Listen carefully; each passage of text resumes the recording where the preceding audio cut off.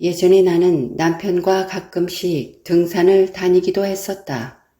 그러고 보니 제대로 등산을 한 지가 언제인지 기억도 안 날 만큼 아주 오래전인 듯 싶다. 사실 난 등산을 두려워하는 마음이 있었는데 보통 산을 두세 시간 올라갔다 내려오면 그 당일보다 그 다음 날부터 며칠 동안 다리에 알이 배겨 근육통에 시달려야 했다. 그런데 20여 년 전 어느 날 남편과 계룡산 정상에 올라 산 아래를 감상한 후 내려온 그날 밤에 침대에 누워 마음으로 스치듯 내 다리를 바라보고 잠이 들었다. 다음날 아침에 일어났는데 낯선 느낌이 들었다. 등산 후 언제나 날 따라왔던 다리의 근육통이 산 정상에 남겨져 있었나 아무런 통증도 느낄 수 없었다. 등산을 다녀온 후 내 다리에는 매번 근육통이 며칠씩 머물러 있었는데 이런 적은 한 번도 없었다. 잠시 후 그 전날 자기 전에 내가 마음으로 다리를 바라본 것이 생각이 났다. 내 마음에 숨겨져 있던 굳은 마음이 그 다리에 심어져 있어야 했는데 내가 그날 밤에 그 마음을 살짝 들여다본 이유로 통증이 그곳에 발생하지 않았다. 그러고 보니 등산이 내 다리에 통증을 만들어낸 것이 아님을 깨달은 순간이었다. 내 딱딱하게 굳은 마음이 문제가 있을 거라고 생각했던 그 부위에 찾아들었던 것 뿐이었다. 그런데 내가 그것을 인식하자 그 통증이 그곳에 머물기를 포기한 듯 했다. 몸 탓이 아니었다. 우리는 통증이 발생하면 습관적으로 내 몸이 약해진 탓으로 보는데 몸은 아무런 힘이 없다고 했다. 몸은 그저 마음의 명령을 따르는 것뿐이라고 했다. 등산을 다녀오고 나서든 힘든 일을 하고 나서든 내 몸 어딘가에 통증이 생길 거라는 믿음에 몸이 그렇게 매번 반응했던 것이었다. 그리고 나는 산후 우울증을 경험한 적이 있었다. 아이도 낳지 않은 내가 경험할 수 없는 일이었지만 앵무새 초롱이와 보라가 우리 집에 오고 나서 그 경험을 하게 되었다. 태어난 지 보름도 안 된 아기들이어서 2~3시간마다 이유식을 먹여야 했다. 남편이 아무런 말도 없이 데려와 갑작스럽게 키우게 되어 먹을 것들을 알아보고 새장의 천 침대도 매달아 놓고 장난감들과 물어뜯을 나뭇가지들을 준비하고 나의 일과는 일어나 잠들기 전까지 그 아이들을 위한 생각으로 가득했다. 하지만 그것들로 인해 나에게 우울증이 온 게 아니었다. 물론 그런 것들도 영향이 있었겠지만 그 아이들이 우리 집에 오고 나서 나의 모든 일상이 깨지고 있었다.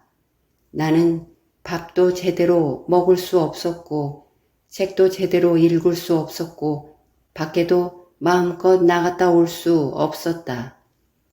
가장 힘든 것은 밥 먹을 때나 청소를 할 때나 무언가를 할 때 새 집에 넣어 두었는데 그때마다 목청이 찢어지도록 새 집에서 꺼내줄 때까지 1초도 멈추지 않고 지저댔다. 특히 초롱이 목소리는 다른 모란 앵무새들 중에 최고였는데 온 동네가 떠나갈 듯 지저댔다. 초롱이는 자기가 원하는 뜻을 이룰 때까지 절대 포기하지 않는 아이였다. 새장문도 열고 나오고 마음먹은 것은 꼭 이뤄야 하고 자신의 뜻이 받아들여질 때까지 끝없이 울어댔다. 그런 시간이 계속되자 내 머리는 쥐가 나기 시작했다. 쉼없이 울어대는 초롱이 보라 때문에 또한 깨져버린 나의 일상으로 인해 두려움이 일렁이기 시작한 어느 날 나도 모르게 분노와 함께 울음이 터져버렸다.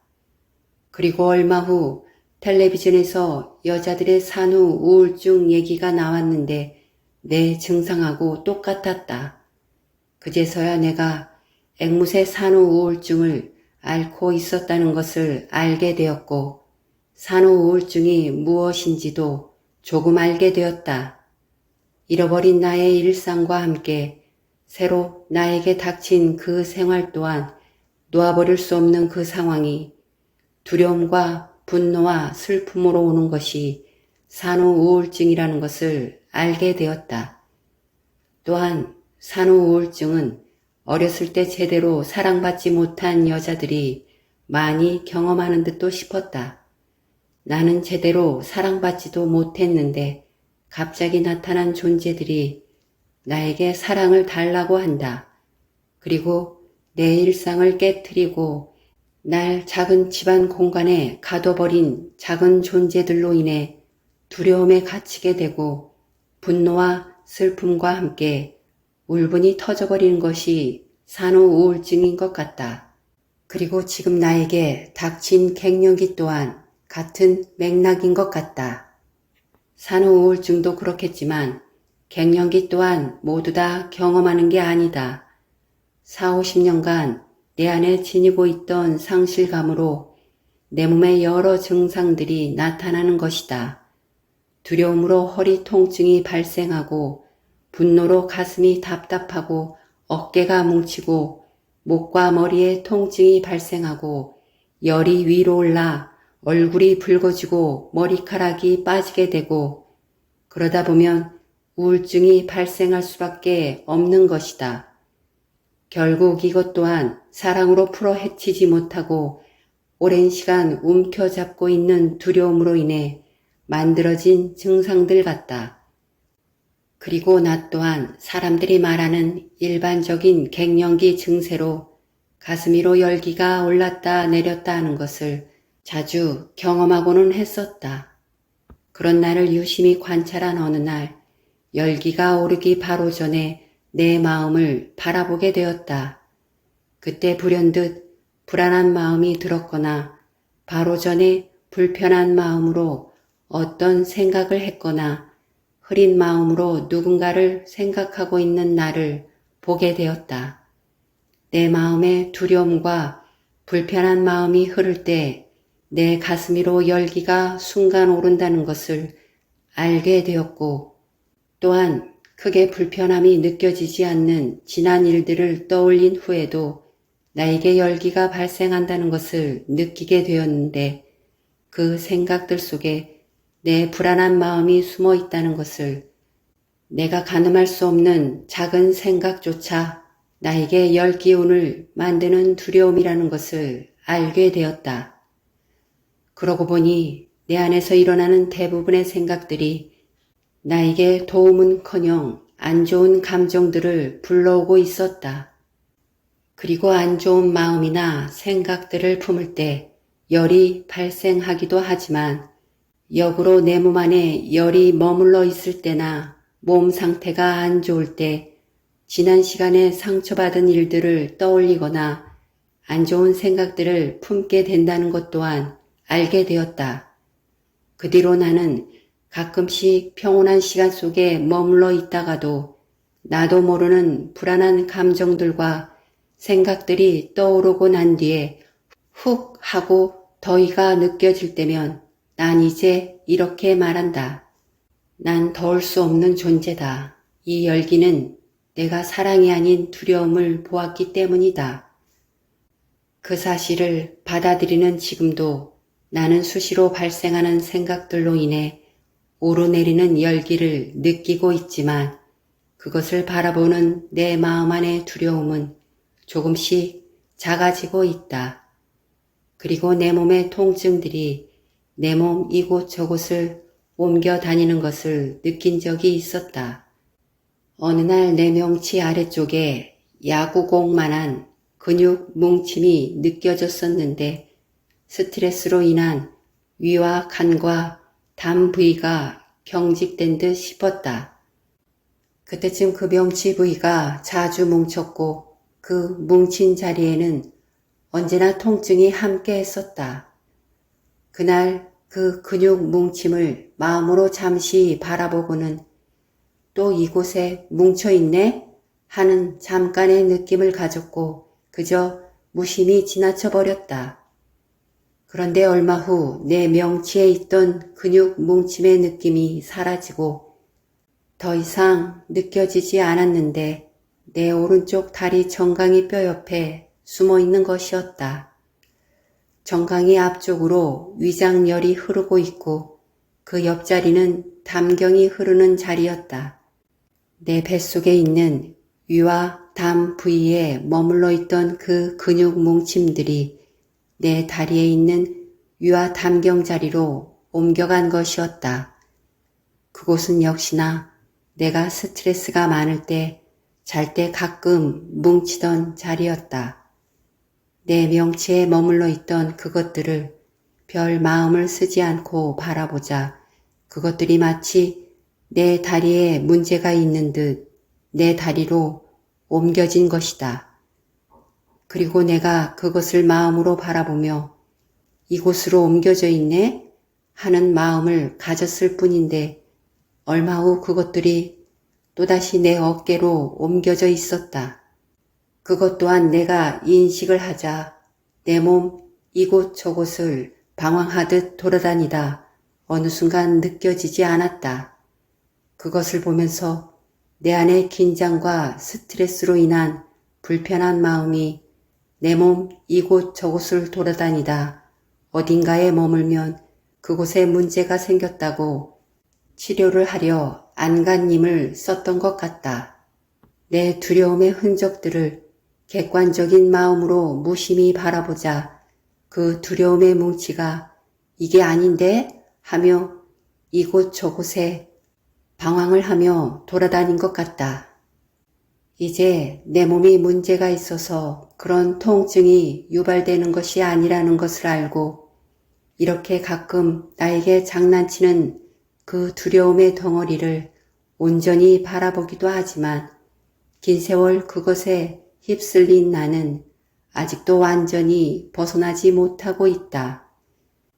그리고 내 몸에 반복적으로 나타나는 통증들이 다 고통스럽지만 그 중에 어깨와 목과 머리의 열기와 함께 통증들이 발생해 며칠씩 날 흔들 때면 진저리를 치고는 했는데 어느 날 내가 다리 쪽으로 갑작스러운 운동을 하게 되어 다리에 근육통이 발생하게 되었다. 그러자 어느 순간 상체에 몰려있던 그 통증들이 사라지고 다리로 옮겨졌다는 것을 알게 되었다. 그 경험을 하고 난 이후 나는 가끔 허리나 머리에 숨어있는 통증들로 인해 힘이 들 때면 그 통증들을 어디로 옮길까 하는 생각을 가끔씩 하고는 했었다. 다리로 옮길까? 아니면 손가락이나 발가락으로 옮길까? 아, 거기도 아픈데? 그냥 다리에 있는 털로 옮겼으면 좋겠다 하는 생각을 한 적이 있었다. 그리고는 다리를 기역자로 만들어 까치발을 들고 다리에 근육통을 만들어 머리에 머물러 있는 통증들을 다리로 옮기려 한 적이 몇 번 있었다. 그러나 그 모든 상황들이 매번 내 뜻대로 이루어지지는 않았다. 이렇게 내가 사랑이 아닌 두려움과 거친 마음을 품고 있는 것을 내 몸이 온전히 그려내고 있었다. 나에게 발생하는 모든 일들도 내 불안한 마음이 만들어낸 것이고 내 몸의 통증들도 내 안에 숨겨놓은 내 두려움이 만들어낸 것이니 그 또한 치유하는 것도 내 마음이다.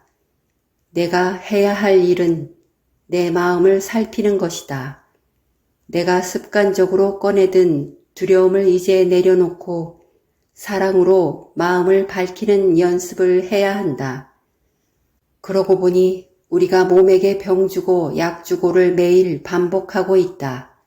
두려움으로 몸 이곳저곳에 통증을 심어놓고 그 통증 부위에 해당되는 온갖 치료 방법들을 찾아다니고 약국과 병원을 드나들고 있다. 자신 안에 있는 온전한 치료제는 꺼내들기에 익숙하지도 않고 많은 연습이 필요하니 간단하게 구할 수 있는 세상의 치료제를 찾아 헤매고 있다. 물론 우리는 우리가 온전히 사랑으로 회복될 때까지 세상이 만들어 놓은 치료제로 도움을 받아야 한다. 지금은 우리 안에 있는 완전한 치료제를 온전하게 사용할 수 없지만 이제 조금씩 몸보다는 마음을 바라보는 방법을 연습해야 할 것 같다. 일단은 먼저 내 몸이 아픈 곳이 보이면 이렇게 해보는 것도 좋을 것 같다. 아픈 곳을 바라보며 여기에 내 두려움이 숨겨져 있네? 하고 마음으로 들여다보는 것이다. 너무 깊게 생각하지 않고 그저 스치듯 무의식에 가까운 마음으로 바라보는 것이다. 그러면서 우리 몸에 숨어있는 두려움이 어떻게 반응하는지 보는 것도 흥미롭다. 내 두려움으로 만든 통증은 내 사랑의 마음으로 치유해야 한다.